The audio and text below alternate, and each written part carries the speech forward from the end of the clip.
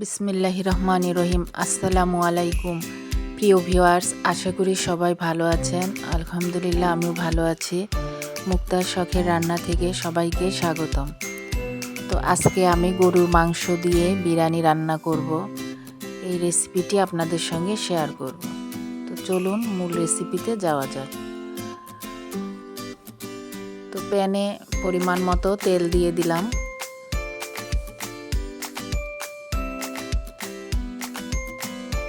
তেলটা একটু গরম হলে পেঁয়াজ কুচি দিয়ে দিব।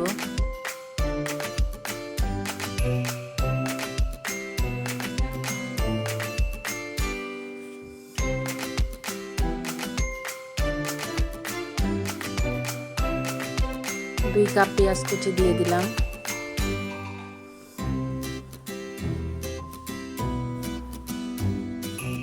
তো পেঁয়াজগুলো ভেজে ভেজে লাল করে নিব।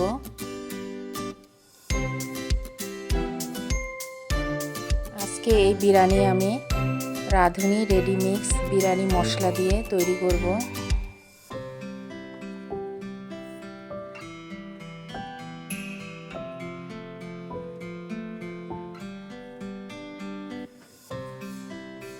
তো নেড়ে চেড়ে কিছুক্ষণ ভেজে নিব। কিছুক্ষণ পর পরেই নাড়তে হবে। তো পেঁয়াজগুলো লাল হয়ে আসছে।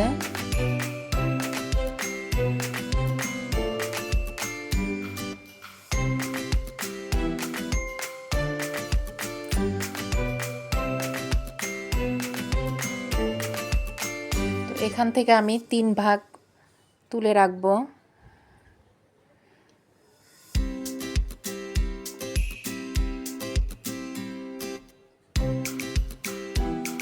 আর বাকি পেঁয়াজগুলোর মধ্যে পেঁয়াজ বেরেস্তার মধ্যে মাংস দিয়ে দিব।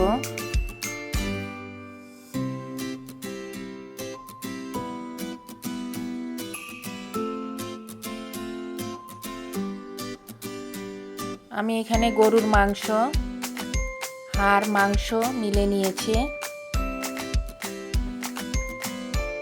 1.5 কেজি মাংস নিয়েছি। তো মাংসটা একটু ভেজে নিব পেঁয়াজ বেরেস্তার সঙ্গে। আজকে একটু অন্যভাবে এই বিরিয়ানিটা আমি রান্না করব।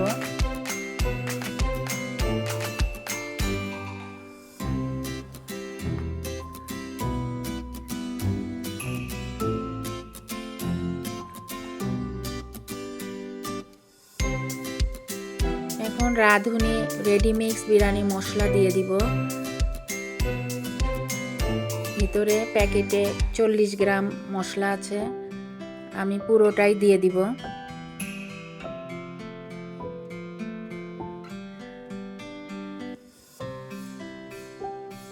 এখানে পুরোটাই লাগবে, কারণ এখানে 1 কেজি মাংসের পরিমাপে আছে। কারণ আমি এখানে 1.5 কেজি মাংস নিয়েছি।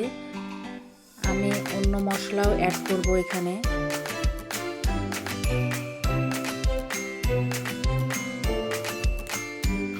তো এটা দিয়ে একটু নেড়ে চেড়ে নিব।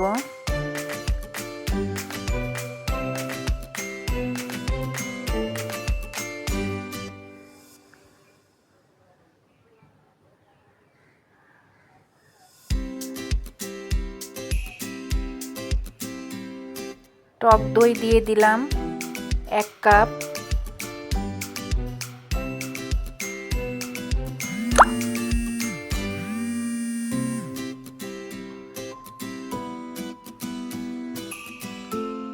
পরিমাণ মতো লবণ দিয়ে দিব। দিয়ে এখন ভালো করে নেড়ে চেড়ে নিব।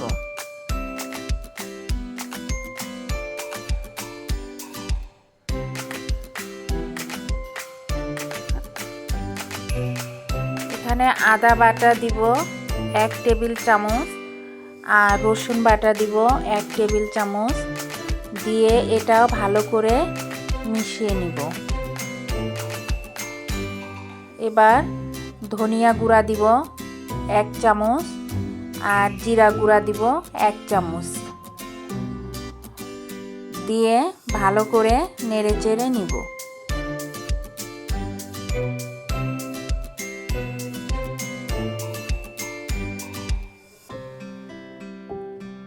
10-12টা কাঁচামরিচ দিয়ে দিব।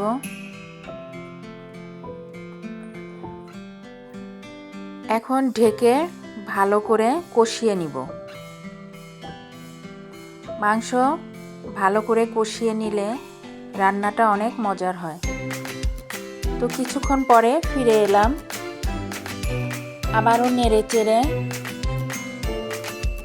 আবারও ঢেকে দিব। এভাবে কয়েকবার ঢেকে ঢেকে কষিয়ে নিব। তো কিছুক্ষণ পরে আবারও ফিরে এলাম, চুলার আঁচটা মাঝারি রেখেছি। তো আবারও নেড়ে চেড়ে, মাংস থেকে অনেক পানি বের হয়েছে, দেখুন এই পানিতেই আমি মাংসগুলো কষিয়ে নিব। আবারও ঢেকে দিব। কিছুক্ষণ পরে আবারও ফিরে এলাম। তো মাংসটা প্রায় কষানো হয়ে গেছে, ঝোলটাও অনেক কমে এসেছে আর তেলটা ঝোলের উপরে উঠে এসেছে। তো আরও কিছুক্ষণ আমি কষিয়ে নিব।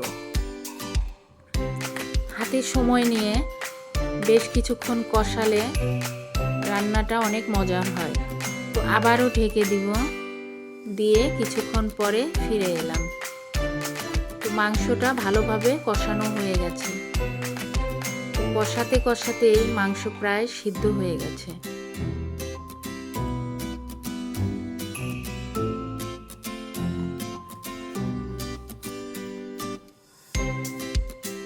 আবারও নেড়ে চেড়ে রঙটা যখন পরিবর্তন হয়ে আসবে তখন বোঝা যাবে কষানো হয়ে গেছে।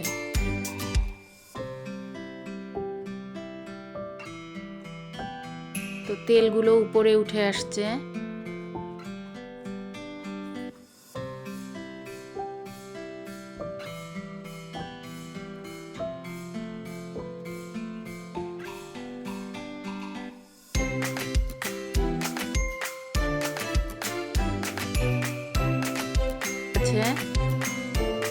এখন পানি দিয়ে দিব মাংস সিদ্ধ হওয়ার জন্য।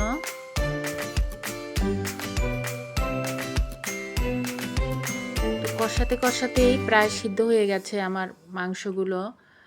তো এখানে আমি পরিমাণ মতো পানি দিলাম, ফুটন্ত গরম পানি দিয়েছি। এখানে গরম পানি ব্যবহার করলে ভালো হয়, আপনারা চেষ্টা করবেন গরম পানি ব্যবহার করা।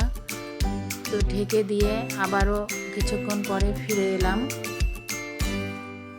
তো এখন নেড়ে চেড়ে নিলাম।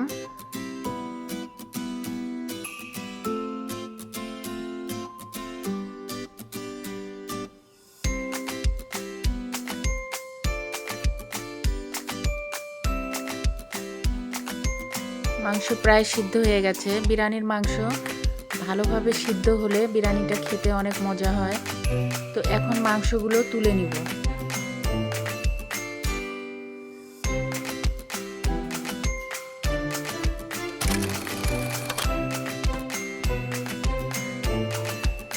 মাংসগুলো উঠিয়ে নেওয়ার পরে এখন পোলার চাল দিয়ে দিব। আমি 1 কেজি পোলার চাল নিয়েছি আর 1.5 কেজি মাংস নিয়েছি। মাংসের থেকে চাল কম নিতে হয়। তো পোলার চালটা ভালোভাবে নেড়ে চেড়ে ভেজে নিব।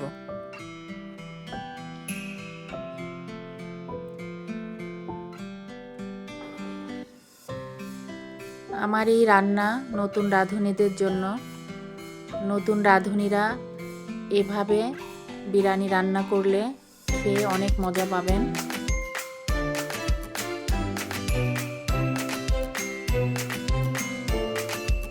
নাড়তে নাড়তে যখন ভাজা হয়ে যাবে তখন চালের কালারটাও একটু পরিবর্তন হয়ে আসবে।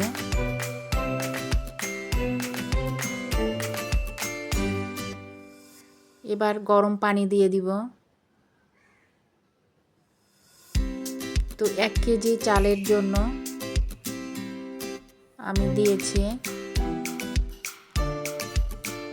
4 পট, চালের জন্য 8 পট পানি দিয়েছি ডবল। তো 1 কেজি চালে 2 কেজি পানি। তো 1 কাপ লিকুইড দুধ দিয়ে দিলাম, এটাতে খেতে অনেক স্বাদ হয়। দিয়ে নেড়ে চেড়ে নিব।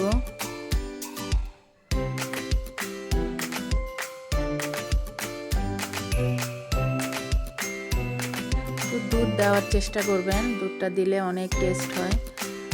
এখন 1 টেবিল চামচ ঘি দিয়ে দিব।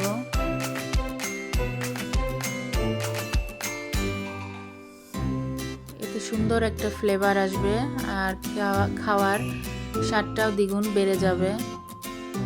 তো ঘিটা ভালো করে মিশিয়ে নিব।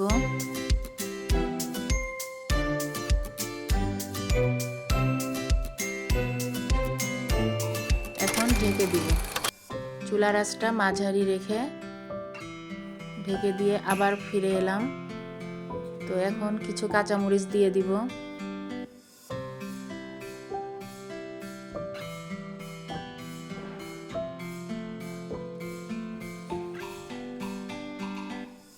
আবারও ঢেকে দিব।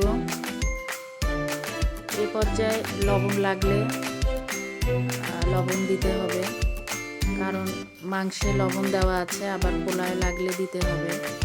তো আমার লাগবে না, কারণ আমি মাংসে পোলার পরিমাণই লবণ দিয়ে দিয়েছিলাম। তো পানিটা অনেক টেনে এসেছে, এখন চুলার আঁচটা কমিয়ে দিব। মাংসগুলো দিয়ে ভালোভাবে মিশিয়ে নিব।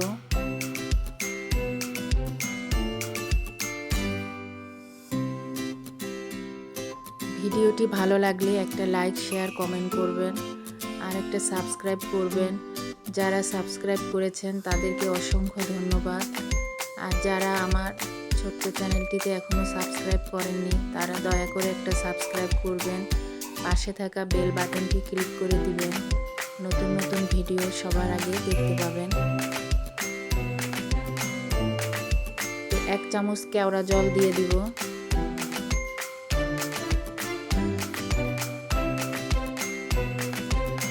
এটা অপশনাল, না দিলেও চলবে।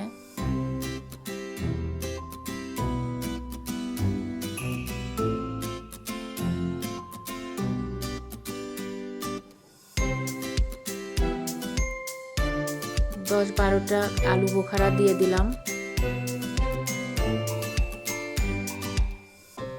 আলু বোখারা দেওয়ার চেষ্টা করবেন।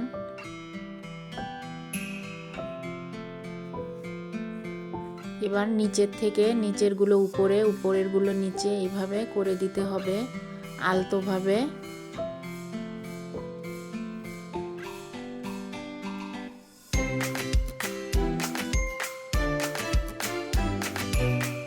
বিরিয়ানিটা অনেক ঝরঝরে হবে, লেটকা হলে ভালো লাগে না খেতে। তো এখন ঢেকে দিব, দমে রেখে দিব। ঢাকনার ছিদ্রটা একটা লং দিয়ে আমি বন্ধ করে দিচ্ছি, এতে ভাপটা বেশি আসবে।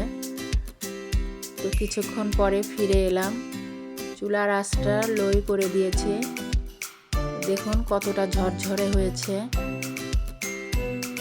অনেক ঝরঝরে। আর চালটাও ফুটে গেছে, আর মাংস পারফেক্টভাবে সিদ্ধ হয়েছে।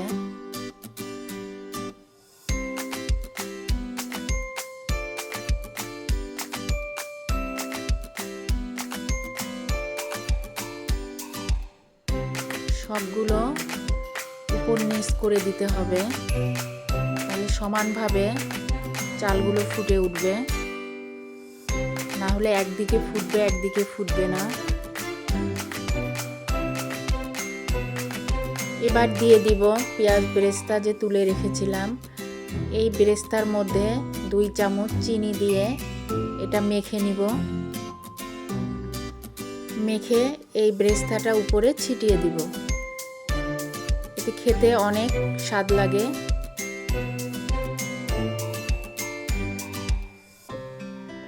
ভালোভাবে মিশিয়ে এখন উপরে দিয়ে দিব।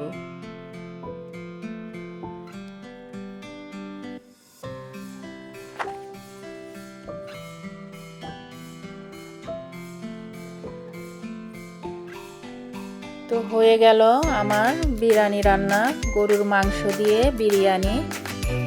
তো আমি এখন বেড়ে দেখাচ্ছি। মাশাআল্লাহ, দেখুন কালারটা অনেক সুন্দর এসেছে আর খেতেও অনেক মজা হয়েছে। বাসার সবাই খেয়ে অনেক প্রশংসা করেছে, অন্য দিনের তুলনায় আজকে নাকি বেশি মজা হয়েছে। তো এভাবে ট্রাই করবেন, বিশেষ করে নতুন রাঁধুনিরা।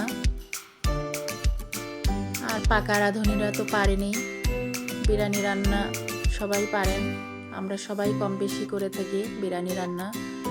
আর খুব সহজ একটা রেসিপি, অনেক সহজ। এখন পেঁয়াজ বেরেস্তাগুলো উপরে ছিটিয়ে দিব, আর মাংসটাও আমি দেখিয়ে দিচ্ছি কতটা নরম হয়েছে। তো সবাই ভালো থাকুন, সুস্থ থাকুন। আগামীতে আবার কোনো রেসিপি নিয়ে আসবো ইনশাআল্লাহ। আল্লাহ হাফেজ, আসসালামু আলাইকুম।